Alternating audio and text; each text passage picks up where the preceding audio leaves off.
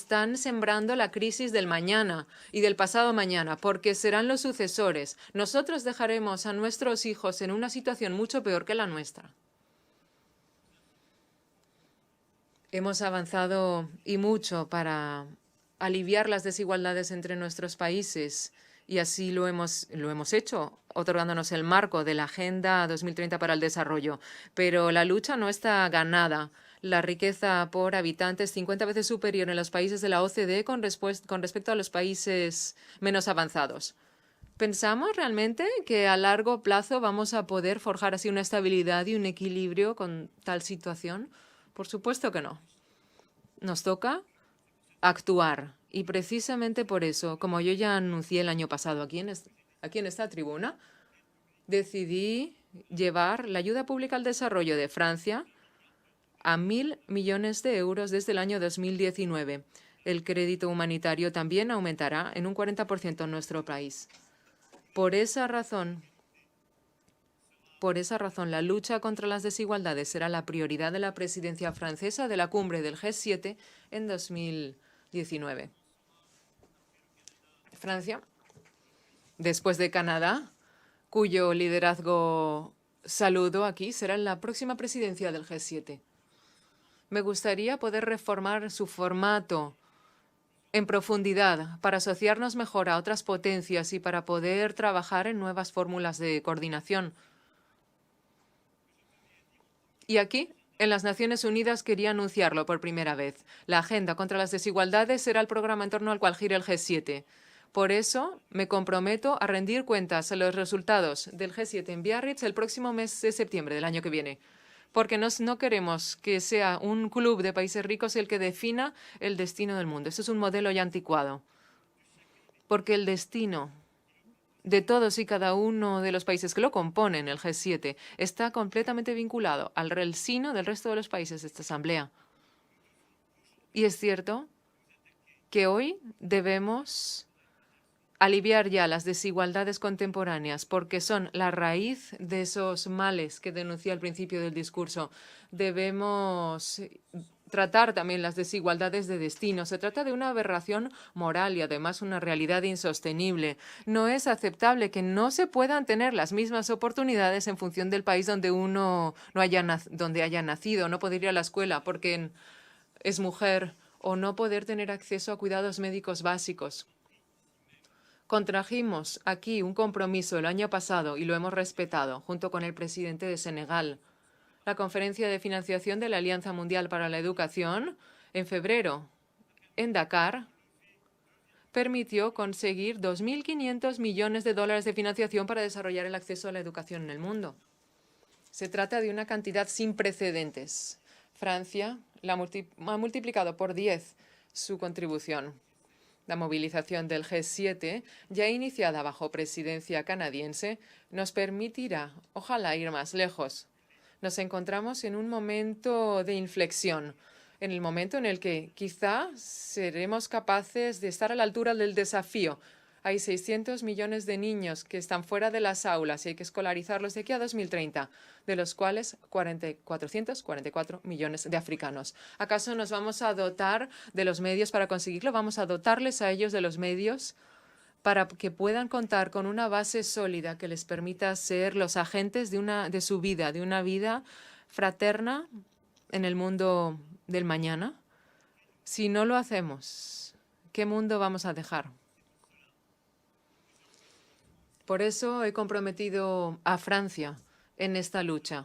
Precisamente por esa razón, insisto yo tanto en la formación de maestros, en la formación profesional y en la igualdad entre niños y niñas en el ámbito de la educación. Precisamente por eso, desde aquí los exhorto a todos a que se sumen a este gran impulso mundial en pro de la educación. La educación y la salud serán no solo el cimiento de nuestra sociedad del siglo XXI, pero también los pilares fundamentales de nuestra economía.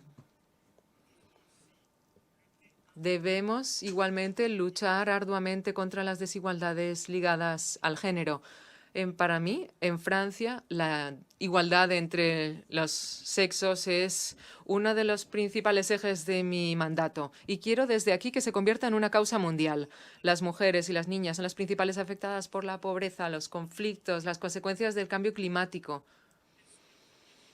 Son las principales víctimas de la violencia sexual que a menudo impide que puedan circular libremente, trabajar, que puedan disponer de sus propios cuerpos según les parezca. Nuestra responsabilidad en este siglo XXI es la de poner fin al acoso callejero, a estas violencias, incluso el feminicidio. Es hora ya de que nuestro mundo deje de hacer víctimas de las mujeres y que por fin les ofrezca el lugar que se merecen, es decir, el de ser también líderes. Debemos garantizarles por doquier el acceso a la educación, a la salud, al empleo, a la toma de decisiones en la economía, en la política, luchar contra cualquier forma de violencia de género. Francia, por ello, propondrá a los gobiernos que así lo deseen crear una coalición para la aprobación de nuevas leyes para la igualdad de sexo. 50% de nuestra ayuda al desarrollo será vinculada a proyectos que permitan reducir las desigualdades de género. Debemos igualmente dar un nuevo impulso a la movilización contra las desigualdades de salud a nivel internacional. En 2019, en Lyon, organizaremos la conferencia de financiación del Fondo Mundial contra el SIDA, la tuberculosis y el paludismo. Renovaremos la iniciativa de la lucha contra los falsos medicamentos e intensificaremos nuestra acción frente a las grandes pandemias. Y desde aquí exhorto a todos y cada uno de ustedes a que se movilicen. Finalmente, tendremos que luchar de manera urgente, encarnizada, contra las desigualdades medioambientales. Es inaceptable que el 45% de las emisiones de gases de efecto invernadero salgan del 10% de los habitantes más ricos del mundo.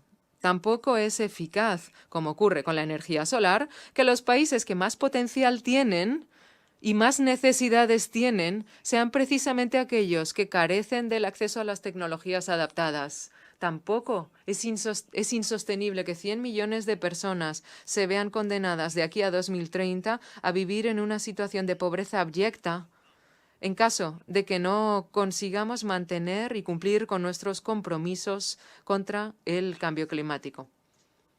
Ahí, una vez más, se trata de una lucha que debe acercarnos a todos. Aquí hay países que sufren más que otros y les debemos la solidaridad. Pero sobre todo, tendremos que rendir cuentas de nuestras responsabilidades por las catástrofes que se multiplican ante nuestros pueblos y ante nuestros hijos.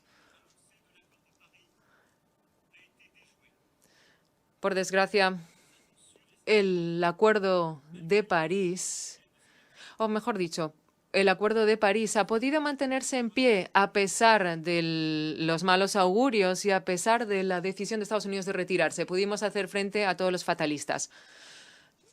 Nos dicen que existen las soluciones, pero no existe la financiación. Pues bien, busquémosla, esa financiación innovadora, como hicimos ya el año pasado en París, el pasado 12 de diciembre, con todos ustedes, en la Cumbre del Clima, con compromisos concretos y con unos resultados que podemos mostrar. Ya lo hicimos también a principios de año en Delhi con la Alianza Solar Internacional y lo haremos mañana también en Nueva York con la segunda cumbre One Planet. Nos dicen que es demasiado tarde, que ya no conseguiremos los objetivos. Pues entonces, pongamos la quinta marcha, adoptemos conjuntamente en la COP24 en diciembre las reglas de París, pongamos en práctica el protocolo contra los gases HFC que nos permitirán bajar 1 grado el aumento del clima de aquí a 2050. Fijémonos como objetivo concluir de aquí a 2020 un proyecto de Pacto Mundial para el Desarrollo, un proyecto ambicioso que permita que la COP de Pekín sobre la biodiversidad y la Cumbre Mundial en Francia de 2020 sean etapas clave. Y involucrémonos de verdad. Seamos claros, concretos y coherentes. Es urgente Pues pongámonos en marcha a aplicar esos compromisos. No firmemos más acuerdos comerciales con aquellas potencias que no respetan el Acuerdo de París, que nuestros acuerdos comerciales se sumen a nuestras obligaciones medioambientales y sociales. Movilicémonos. También movilicemos los fondos soberanos, los inversores, en una estrategia política baja en carbono. Francia seguirá ejerciendo con todos aquellos que así lo deseen el liderazgo mundial en esta lucha. Lo haremos desde el G7 para que los compromisos contraídos en la COP21 puedan elevarse. Y si algún miembro no desea avanzar, nosotros lo haremos. Lo haremos forjando nuevas coaliciones, nuevos formatos, porque la vocación del G7 es la de seguir siendo un grupo unido de países con adhesión a la democracia. Pero además, en la actualidad debe ayudar a crear nuevas coaliciones que permitan crear y reformar el sistema colectivo, el sistema mundial. Hagámoslo. Labremos nuevas formas de cooperación sobre estos temas fundamentales para poder progresar. Solo podremos hacerlo y luchar eficazmente contra todas estas desigualdades que nos fracturan a todos conjuntamente. Las tentaciones de repliegue se alimentan de estas desigualdades, de todas estas desigualdades escondidas y simuladas, y nuestra incapacidad colectiva de dar la cara. Ninguno de nosotros podrá luchar de manera eficaz contra esas desigualdades que he denunciado si actúan por sí mismo y solo, puesto que al final no habrá sino dos soluciones. Una sería nivelar por lo bajo. Ya lo conocemos y es lo que además hemos practicado desde hace décadas. ¿Hay una guerra comercial? Rebajemos los derechos de los trabajadores.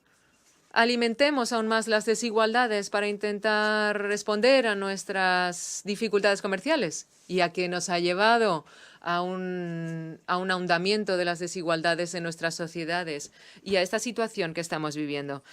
Nuestra respuesta sería decir, lo que no funciona son las normas, pero entonces es el repliegue, el aislamiento, el proteccionismo, pero eso no lleva a nada sino es a exacerbar las tensiones. Y ninguna de esas dos soluciones sirve para aliviar las desigualdades profundas. Lo que yo propongo es que instauremos un mecanismo colectivo que permita trabajar conjuntamente en cada uno de nuestros países, trabajar conjuntamente por reducir las desigualdades, para evaluar y para poder coordinar mejor nuestras acciones, para difundir buenas prácticas. Por lo tanto, les propongo que las instituciones internacionales, las Naciones Unidas, pero también la OCDE, nos respalden en la aplicación de este mecanismo, del cual será motor el G7, para limar las desigualdades. Para luchar contra las desigualdades debemos cambiar de método. En primer lugar, reformar las reglas en materia tanto comercial como social. Nos toca, en lugar de seguir por el camino del proteccionismo, nos toca pensar de manera conjunta para reformar las normas de la OMC. Debemos restaurar la capacidad de esta entidad de resolver las diferencias, de dictar reglas contra las prácticas comerciales desleales, el irrespeto de la propiedad intelectual o bien otras estructuras que no nos permiten luchar en igualdad de condiciones. Este año, el G20 en Argentina nos permitirá crear una buena hoja de ruta para refundar la OMC. Eso es lo que nos toca hacer igualmente desde el punto de vista social. Lo haremos el año que viene con el centenario de la Organización Mundial del Trabajo. En segundo lugar, debemos también hacer avanzar las modalidades de nuestro accionar, que dentro de nuestra acción colectiva se incluyan a los grandes ausentes de esta sala y de la comunidad internacional, los grandes agentes no estatales, que son los que contribuyen también a cambiar el mundo, pero que no tienen voz y capacidad para crear esos cambios. Pienso en los grandes agentes digitales, también en materia de fiscalidad, como por ejemplo aquellos que tienen responsabilidad en la lucha contra la manipulación de la información. De todos nuestros desafíos En todos nuestros desafíos tendremos que tener un funcionamiento diferente de nuestra acción colectiva e incluir un diálogo con esos nuevos agentes privados y gigantes de Internet. En tercer lugar, debemos hacerle el hueco necesario a África para que tenga el papel protagonista en la recomposición del orden internacional. No solo ganaremos con el continente, sino para no perder nuestra batalla contra las desigualdades. No solo va a ser en África que se va a ganar, sino que va a ser con África con la que vamos a ganar. En África están los más fervientes defensores del multilateralismo, de la integración regional, puesto que nuestros socios africanos lo han entendido bien. Ellos saben que solo conjuntamente podremos ser capaces de salvar nuestros desafíos comunes. Y será con esta alianza nueva con África que la presidencia francesa del G7 se va a ocupar de trabajar. Lo ven, lo pueden ver con sus propios ojos. Ante esas fracturas y desafíos del orden mundial contemporáneo, podemos construir una nueva gramática de la acción y así atender a las causas raigales de las desigualdades contemporáneas. Es responsabilidad de Francia, pero también del resto de sus socios europeos, de la Unión Europea. Nos toca estar en la vanguardia de esta lucha, de forjar este nuevo humanismo contemporáneo, que no ha de ceder en nada cualquier tentativa de repliegue y nada tampoco a la ingenuidad. Y al mismo tiempo ser capaces de forjar como potencia mediadora las nuevas normas del orden internacional. Señoras, señores, en un momento en el que se fractura nuestro sistema colectivo, he de decirles que jamás lo hemos necesitado tanto. Por eso, ahora, respaldaremos a todas esas agencias que trabajan en pro de ese concepto. La UNESCO, la conciencia misma de las Naciones Unidas, el Consejo de Derechos Humanos, la Corte Penal Internacional, el OPS en Palestina, para el cual aumentaremos nuestra contribución. ¿Por qué? Porque de lo único que se trata es de que cientos de miles de niños puedan ir a la escuela. Nada más y nada menos. Vamos a defender la ampliación del Consejo de Seguridad en las dos categorías de miembros, para que su composición refleje los equilibrios contemporáneos y para que salga fortalecido como entidad de concertación y no de obstruccionismo.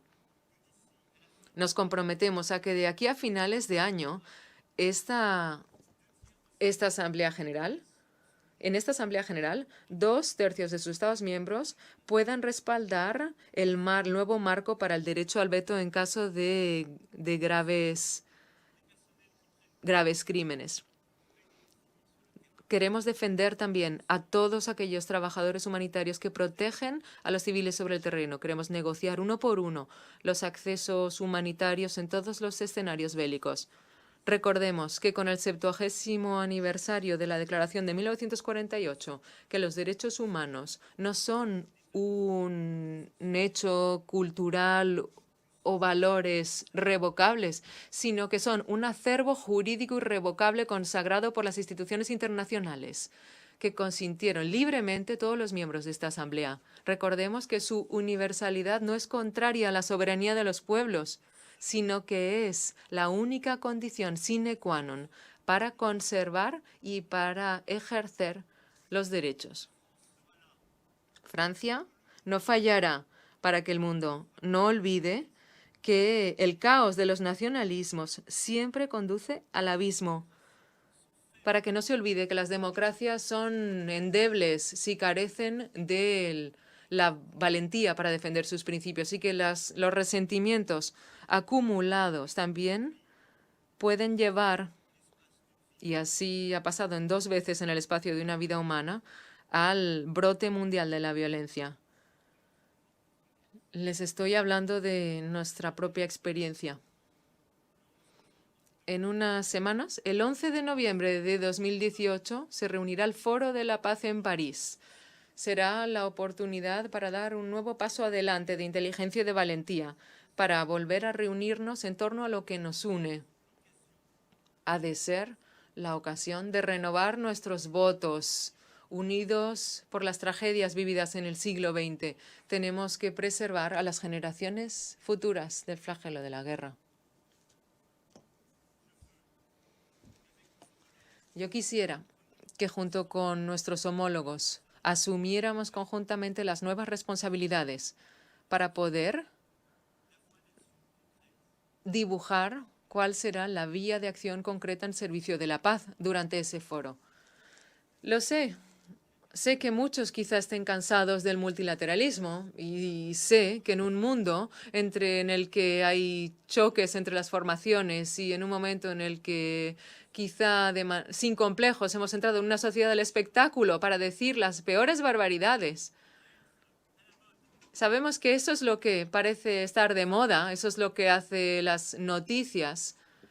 Sabemos que en ese caso defender la cooperación y el multilateralismo es algo que parezca anticuado. Pues no hace falta estar a la moda.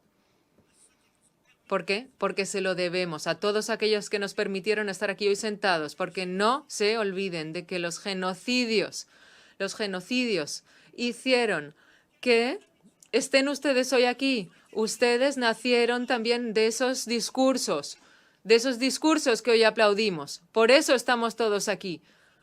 Por eso tenemos este derecho internacional y todas las formas de cooperación y las tratamos aquí como si no vinieran de nada, por miedo, por complicidad, porque nos sienta bien. Pues no, yo no me conformo. No me conformo porque vengo de un país que ha defendido esa declaración, que nos defiende, porque vengo de un país que ha cometido muchos errores y que ha cometido tropelías también, pero que ha sabido en cada momento de su historia y de la historia de la comunidad internacional, ha sabido defender una forma de universalidad. Y por eso, hoy y ahora, se lo digo, no se acostumbren, no demos por hecho todas estas formas de multilateralismo. Cada día vemos traiciones a estas páginas de nuestra historia y yo no me acostumbro. Y se lo digo muy claramente. Nuestros hijos nos miran y nos esperan. Solucionemos las crisis. Trabajemos conjuntamente para luchar por todas esas desigualdades. Pero hagámoslo de manera antropogénica. Hagámoslo realmente con el corazón en la mano. Eso por lo menos es a lo que yo me comprometo y cuento con ustedes.